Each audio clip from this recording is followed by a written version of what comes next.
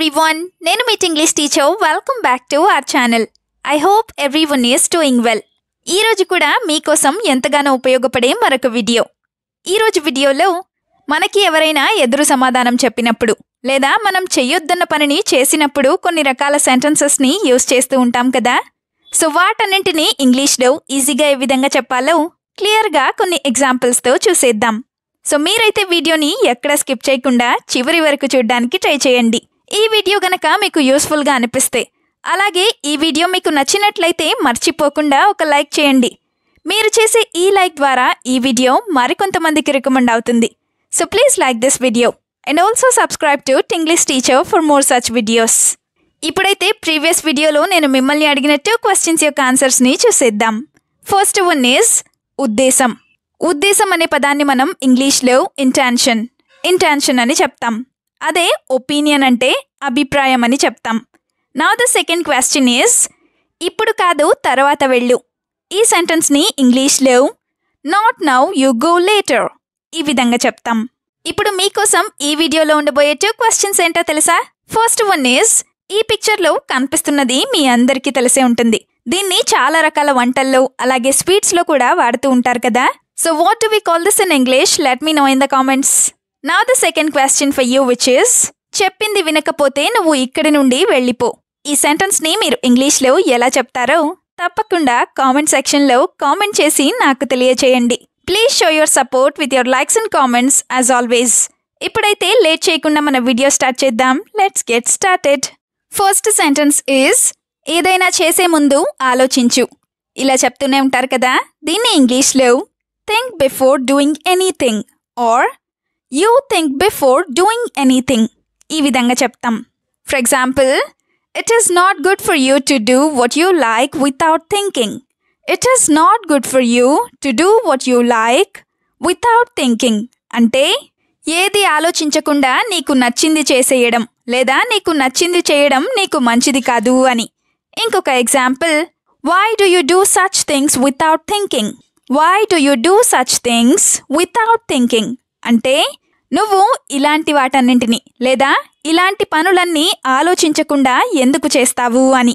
Such things అంటే ఇలాంటి పనులు లేదా అలాంటి పనులు అని.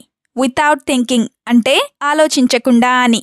సెంటెన్స్ నెంబర్ 2 ఈజ్ ఎవరిని అడిగి చేశావు లేదా ఎవరిని అడిగి ఇలా చేశావు. ఏదైనా మనకి ఎవరైనా చెప్పకుండా చేసినప్పుడు ఇలా అడుగుతూ ఉంటారు కదా. సో దీన్ని ఇంగ్లీష్లో Who did you ask and do this? Who did you ask and do this? ఈ విధంగా అడుగుతాం. Who did you ask అంటే ఎవరిని అడిగావు అని. Now the first example is how could you take such a big decision without asking me a single word? How could you take such a big decision without asking me a single word?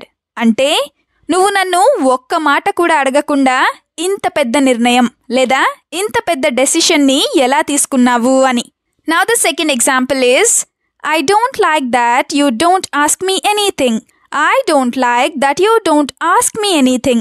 అంటే నువ్వు నన్ను ఏమీ అడగకపోవడం నాకు నచ్చలేదు లేదా నాకు ఇష్టం లేదు అని. Now the third sentence is చెప్పేదాకా ఆగలేవా లేదా నేను చెప్పేదాకా నువ్వు ఆగలేవా. ఇలా అడుగుతూ ఉంటారు కదా. దీన్ని ఇంగ్లీష్లో Can't you wait till I tell you? Or can't you wait until I tell you? ఈ విధంగా అడుగుతాం. Can't you wait అంటే నువ్వు ఆగలేవా లేదా వెయిట్ చేయలేవా అని. Until or till I tell you అంటే నేను చెప్పే వరకు అని. For example, I will tell you all the details. Why are you in such a hurry? Or I will tell you all the details. Then why are you in such a hurry? అంటే నేను నీకు అన్ని వివరంగా చెప్తాను లేదా అన్ని వివరాలు చెప్తాను, నువ్వు ఎందుకు అంత తొందరపడుతున్నావు లేదా అంత కంగారు పడిపోతున్నావు అని. Another example, don't rush and don't do anything without me telling you. Don't rush and don't do anything without me telling you. అంటే నువ్వు తొందరపడకు అలాగే నేను చెప్పకుండా నువ్వు ఏదీ చెయ్యకు అని. Now the fourth sentence is ఎప్పుడూ జరగనిది ఇప్పుడెందుకు లేదా ఎప్పుడూ లేనిది ఇప్పుడెందుకు. ఎప్పుడు చేయకుండా మొదటిసారిగా చేసినప్పుడు ఇలా అంటూ ఉంటారు కదా. సో దీన్ని ఇంగ్లీష్లో Why is this now when it never happened? Why is this now when it never happened? ఈ విధంగా అడుగుతాం. ఈ సెంటెన్స్కి సంబంధించిన సెంటెన్సెస్ని కూడా చూద్దాం. First one is she never did this and I don't understand why she is doing this now. She never did this and I don't understand why she is doing this now. అంటే ఆమె ఇలా ఎప్పుడూ చేయలేదు, అలాగే ఇప్పుడెందుకు ఇలా చేస్తుందో నాకు అర్థం కావడం లేదు అని. Another example, why are you doing new things that you never did before. Why are you doing new things that you never did before. అంటే నువ్వు ఎప్పుడు చేయని కొత్త పనులని ఇప్పుడు ఎందుకు చేస్తున్నావు అని. సెంటెన్స్ నెంబర్ 5 ఈజ్ ఏం చేసినా నాకు చెప్పి చెయ్యి. ఇలా కూడా అంటూనే ఉంటారు కదా. సో దీన్ని ఇంగ్లీష్లో what ever you do it after telling me. What ever you do it after telling me. ఈ విధంగా చెప్తాం. Now the first example is before you do anything please tell me. Are before you do anything please tell me and do. అంటే నువ్వు ఏది చేసినా సరే దయచేసి నాకు చెప్పి చెయ్యి అని. Now the second example is as you have not told me anything, I am unable to answer others. As you have not told me anything, I am unable to answer others.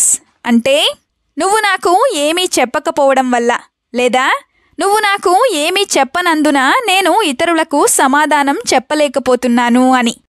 Sentence number 6 is అడగకుండా చేయాల్సిన అవసరం ఏంటి లేదా ఎవరిని అడగకుండా చేయాల్సిన అవసరం ఏంటి. ఇలా కూడా అడుగుతూనే ఉంటారు కదా. సో దీన్ని ఇంగ్లీష్లో what is the need to do all this without asking. Or what is the need to do all this without asking anyone. ఈ విధంగా అడుగుతాం. What is the need to do అంటే చేయాల్సిన అవసరం ఏంటి అని. Now the first example is you lost your money because you didn't take anyone's advice. You lost your money because you didn't take anyone's advice. అంటే నువ్వు ఎవరి సలహా తీసుకోకపోవడం వల్లే నీ డబ్బులన్నీ పోగొట్టుకున్నావు అని. ఇంకొక example, again don't do anything without asking anyone. Again don't do anything without asking anyone. అంటే మళ్ళీ ఎవరిని ఏది అడగకుండా నువ్వు ఏమీ చేయొద్దు అని. నెక్స్ట్ సెంటెన్స్ ఈజ్ నీకు నచ్చినట్లు చేసుకో. ఇలా కూడా అంటూనే ఉంటారు కదా. సో దీన్ని ఇంగ్లీష్లో do as you like. Do as you like. ఈ విధంగా చెప్తాం. ఇదే సెంటెన్స్ని do whatever you want. Do whatever you want. ఇలా కూడా చెప్పచ్చు. అంటే నీకు నచ్చింది చేసుకో లేదా నీకు ఏది కావాలంటే అది చేసుకో అని. For example, you are not listening to anyone so do what you like. Are you are not listening to anyone so do what you want. అంటే నువ్వు ఎవరి మాట లేదా ఎవరు చెప్పింది వినటం లేదు, అందుకే నీకు నచ్చింది చేసుకో అని. ఇంకొక example, do what you like and don't tell me anything. Or do what you want and don't tell me anything. అంటే నువ్వు నీకు కావాల్సింది లేదా నీకు నచ్చింది చేసుకో, అలాగే నాకు ఏది చెప్పొద్దు అని.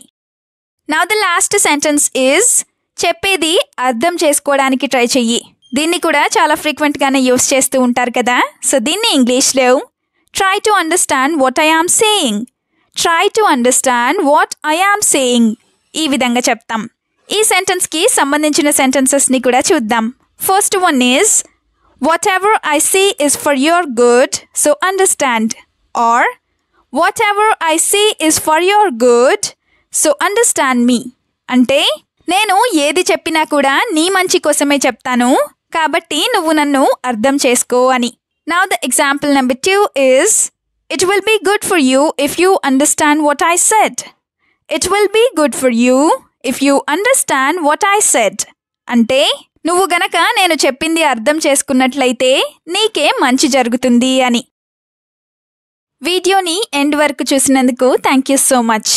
వీడియోలో ఉన్న సెంటెన్సెస్ అన్నీ తరచూ ప్రాక్టీస్ చేస్తూ ఉన్నట్లయితే you will become a better and fluent English speaker. ఈ వీడియో మీకు ఏ విధంగా అనిపించిందో మీ ఫీడ్బ్యాక్ని మాత్రం తప్పనిసరిగా కామెంట్ సెక్షన్లో కామెంట్ చేసి చెప్పండి. We'll meet you again with the useful and interesting video. Until then, keep learning, keep practicing and keep supporting Tinglish Teacher. Have a good day. Bye-bye.